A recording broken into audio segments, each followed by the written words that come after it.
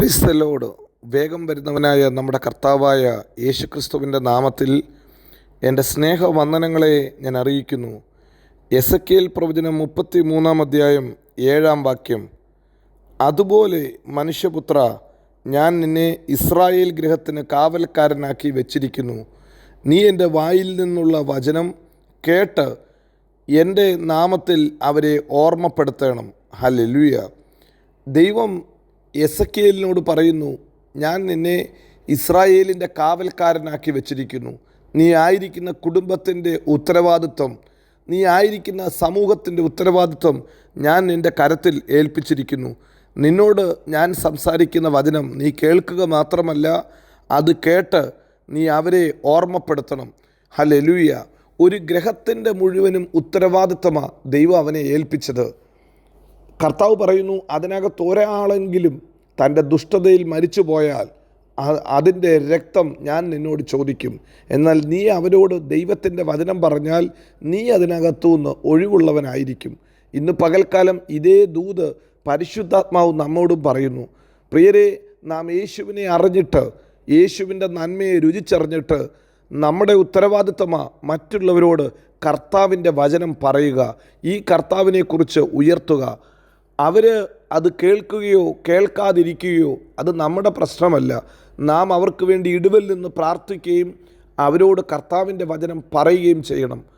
ഒരുപക്ഷെ ജീവിതത്തിൽ ഈ നന്മകൾ നാം അനുഭവിച്ചിട്ട് മറ്റുള്ളവരോട് മിണ്ടാതെ ഇരുന്നാൽ, അവർ കർത്താവിനെ അറിയാതെ പോയാൽ ഉത്തരവാദിത്വം, പ്രിയരെ, അത് നമ്മുടെ മേലാണ്. അതുകൊണ്ട് പ്രവാചകനോട് പറഞ്ഞ അതേ വാക്യം ഇന്ന് പകൽക്കാലം പരിശുദ്ധാത്മാവ് നമ്മെ ഓർമ്മപ്പെടുത്തുന്നു. മനുഷ്യപുത്ര, ഞാൻ നിന്നെ ഇസ്രായേൽ ഗൃഹത്തിന് കാവൽക്കാരനാക്കി വെച്ചിരിക്കുന്നു. ഇന്ന് രാവിലെ ഈ വചനം കേൾക്കുന്ന നിങ്ങളോട് പരിശുദ്ധാത്മാവ് പറയുന്നു, നിങ്ങളുടെ വീട്ടിൻ്റെ പേര് പറഞ്ഞിട്ട് നിങ്ങൾക്കൊന്ന് പറയാൻ സാധിക്കുമോ? കർത്താവ് എന്നെ ഇന്ന വീടിന് കാവൽക്കാരനാക്കി വെച്ചിരിക്കുന്നു. കർത്താവ് എന്നെ ഇന്ന ദേശത്തിന് കാവൽക്കാരനാക്കി വെച്ചിരിക്കുന്നു. നമ്മെ ആ ഒരു വലിയ ഉത്തരവാദിത്വമാണ് കർത്താവ് ഏൽപ്പിച്ചിരിക്കുന്നത്. നമ്മുടെ കാവൽക്കാരനായ കർത്താവ് ഉറങ്ങാതെ, ഉറക്കം തൂങ്ങാതെ നമുക്ക് വേണ്ടി പ്രവർത്തിക്കുന്നവനാ. അങ്ങനെയെങ്കിൽ അവൻ്റെ മക്കളായ നമ്മിലൂടെയും ദൈവം അത് തന്നെ ആഗ്രഹിക്കുന്നു. നിങ്ങൾക്കറിയാമല്ലോ, 4 കുഷ്ഠരോഗികൾ ശമര്യയുടെ പടിവാതിക്കൽ വെച്ച് വലിയ നന്മകൾ, വലിയ കൊള്ളകൾ അവർക്ക് ലഭിച്ചു. അവർ കടന്നു ചെല്ലുന്ന എല്ലാ സ്ഥലത്തും അവർക്ക് ആഹാരവും ധനവും എല്ലാം കിട്ടിയപ്പോൾ കുഷ്ഠരോഗികളാണ്. അവർ പരസ്പരം പറഞ്ഞ ഒരു വാചകം ശ്രദ്ധേയമത്രേ, ഇത് സദ്വർത്തമാന ദിവസമാണ്, ഇതൊരു നല്ല ദിവസമാണ്. ഇതുവരെ പട്ടിണിയായിരുന്നു, ഇതുവരെ ആഹാരമില്ലായിരുന്നു, എന്നാൽ ഇപ്പോൾ നമുക്ക് സമൃദ്ധിയായ ആഹാരമുണ്ട്. ഹല്ലേലൂയ. നാം ഭക്ഷിച്ച് തൃപ്തരായി, നമുക്കൊത്തിരി സമ്പത്ത് കിട്ടി. എന്നാൽ നമുക്ക് ഇനി മിണ്ടാതെ ഇരുന്നാൽ നമ്മുടെ സഹോദരന്മാർ ഈ ശമര്യയ്ക്കകത്ത് പട്ടിണി കിടക്കുന്ന അനേകരുണ്ട്. നാം മിണ്ടാതെ ഇരുന്നാൽ അത് നമുക്ക് നല്ലതല്ല. അതുകൊണ്ട് നാം പട്ടണത്തിനകത്തേക്ക് ചെന്ന് എല്ലാവരോടും ഈ നല്ല വർത്തമാനം പറയണം.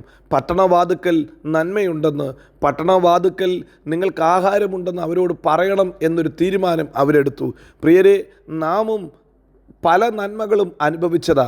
ഈ കർത്താവ് നമുക്ക് നല്ലവനായിരുന്നു, നമുക്ക് വിശ്വസ്തനായിരുന്നു, നമ്മെ പരിപാലിക്കുന്ന ദൈവം, നിത്യമായ നരകത്തിൽ നിന്ന് നമ്മെ വിടുവിച്ച ദൈവം, നമ്മെ ഈ ഭൂമിയിൽ നമ്മുടെ ആവശ്യങ്ങളെ അറിഞ്ഞ് നമ്മെ സഹായിക്കുന്ന ദൈവം. പ്രിയരെ, എന്തിനും അധികം പറയുന്നു, ആയുസ്സോടെ നമ്മളെ നിർത്തി, നമ്മുടെ മൂക്കിൽ ശ്വാസം തന്ന് ജീവനുള്ള ദേശത്ത് നമ്മെ നിർത്തിയില്ലയോ?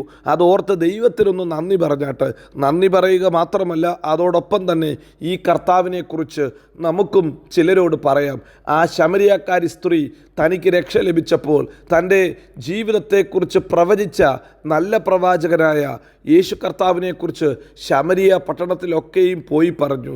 ലോകത്തിൻ്റെ മുമ്പാകെ പേരുദോഷമുള്ള, പറയാൻ വലിയ ഗുണമൊന്നുമില്ലാത്ത ഒരു സ്ത്രീ എത്ര വലിയ ടെസ്റ്റിമണി ആയിരിക്കും ആ പട്ടണത്തിൽ പോയി പറഞ്ഞത്.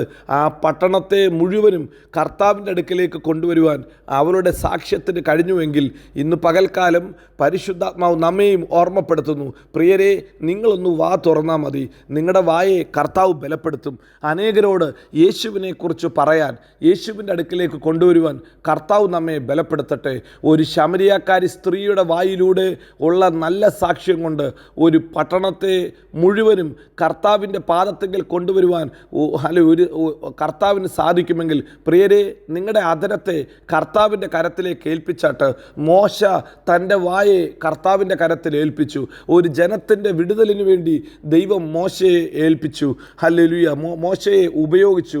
ഹല്ലേലൂയ. ഇന്ന് പകൽക്കാലം നിങ്ങളെ ഉപയോഗിക്കാൻ പറ്റും. നിങ്ങളുടെ കുടുംബത്തിൻ്റെ രക്ഷയ്ക്ക് വേണ്ടി, ദേശത്തിൻ്റെ രക്ഷയ്ക്ക് വേണ്ടി കർത്താവിന് നിങ്ങളെ ഉപയോഗിക്കാൻ പറ്റും. ഒരു ദക്കപ്പൊലി ദേശത്തിൽ ഉണർവിന് വേണ്ടി കർത്താവ് ഹല്ലേലൂയ ഒരു ഭൂതഗ്രസ്തനെ ഉപയോഗിച്ചെങ്കിൽ പ്രിയരെ, ഇന്ന് പകൽക്കാലം ഒന്ന് ഏൽപ്പിച്ചു കൊടുത്താട്ട്. നീതിയോടെ കാര്യം നടത്തുന്ന, നീതിയോടെ കാര്യങ്ങൾ നിർവഹിക്കുന്ന നമ്മുടെ അപ്പയുടെ കരത്തിലേക്ക് നമ്മെ തന്നെ ഒന്ന് ഏൽപ്പിക്കാം. ഇന്ന് ഈ പകൽക്കാലം അതിനുള്ള പകൽക്കാലമായി മാറട്ടെ. ഇതുവരെ നടത്തിയ ദൈവത്തെ സ്തുതിക്കാൻ, ഇതുവരെ നടത്തിയ ദൈവത്തെക്കുറിച്ച് പറയാൻ കർത്താവ് നമ്മെ ഓരോരുത്തരെയും ബലപ്പെടുത്തട്ടെ. ഇത് അന്ത്യകാലമാണ്. നാം ഉണർന്ന് പ്രവർത്തിക്കേണ്ട സമയമാണ്. അങ്ങനെയെങ്കിൽ കർത്താവിനെ ഉയർത്താൻ, കർത്താവിനെ സാക്ഷീകരിപ്പാൻ, കർത്താവിലേക്ക് അനേകരെ കൊണ്ടുവരുവാൻ, അനേക കുടുംബങ്ങളെ പണിയാൻ ഈ വചനം കേൾക്കുന്ന നിങ്ങളെ കർത്താവ് ഉപയോഗിക്കട്ടെ. നമ്മുടെ കർത്താവ് വിശ്വസ്തൻ, വാക്കുമാറാത്തവൻ. അവൻ നമ്മെ എല്ലായിടത്തും എല്ലായ്പ്പോഴും ക്രിസ്തയേശുവിൽ ജയോത്സവമാക്കി നടത്തും. God bless you. Amin, Amin.